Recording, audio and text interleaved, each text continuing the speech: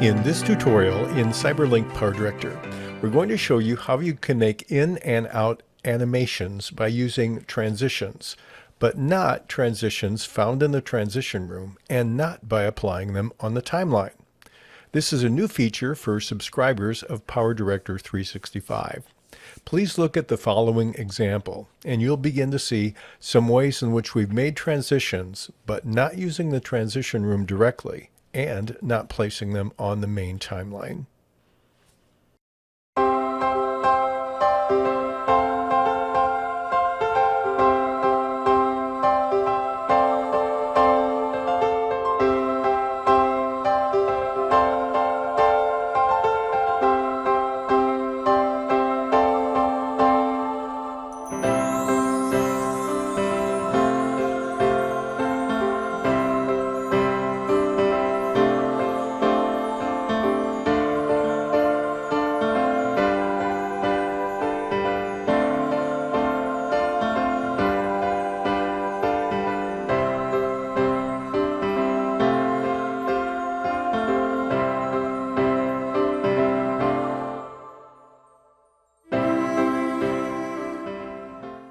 What we're going to do is look at the normal way in which we would make this kind of in and out animation by using a transition. I'm going to take this clip and drop it on track number 1. And then what I'd like to do is add a transition, an in-out animation. I can go to my transitions room and I can pick a transition of my choice. Let's just take this wipe and drag and drop it down right on top of the video. I'll shorten it to make it faster.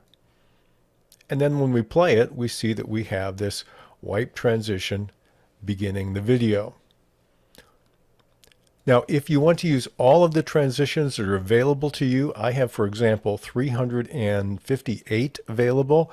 This is a technique you still need to use. However, if you want to use 72 different transitions currently available and you're a subscriber to 365, there's a whole new way to do this. We're going to show you that right now. First thing I'm going to do is, with the same video, I'm going to double click on it to get into my pip designer. Once I'm in my pip designer, I can click on the animation tab in the upper left corner. And then I can click on either in or out animation, and here are my 72 new in and out transitions that are available for me.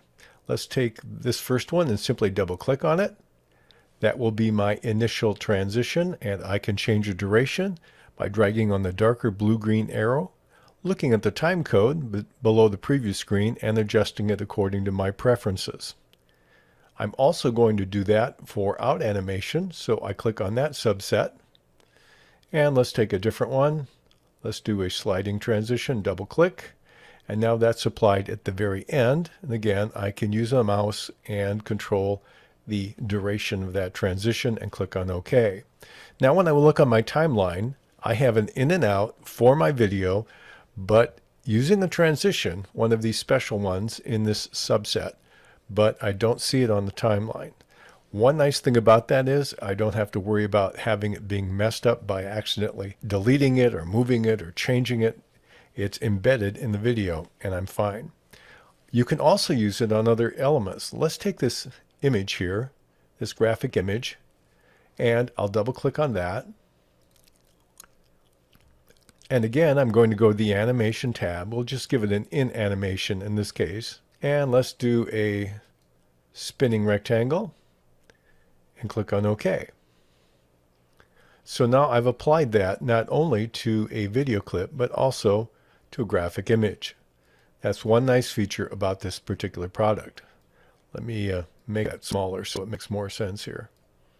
Okay, let's use one other type of element that we can use this new technique on if we're subscribers of 365.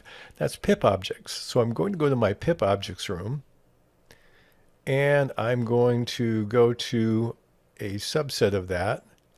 We'll give ourselves some room so we can search. I'll type in the word clock, and there we go. I have clock. I'll take and drag that down, put it on a higher number track, and we'll change the size of it very quickly here.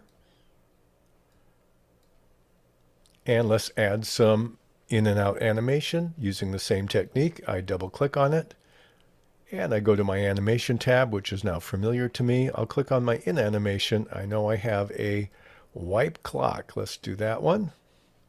And click on OK. If you're a subscriber to 365, you have one tool that you can now apply either to a video clip for in and out animation, or to a graphic image, or to a pip object. All three are now available for modification using this tool in CyberLink PowerDirector.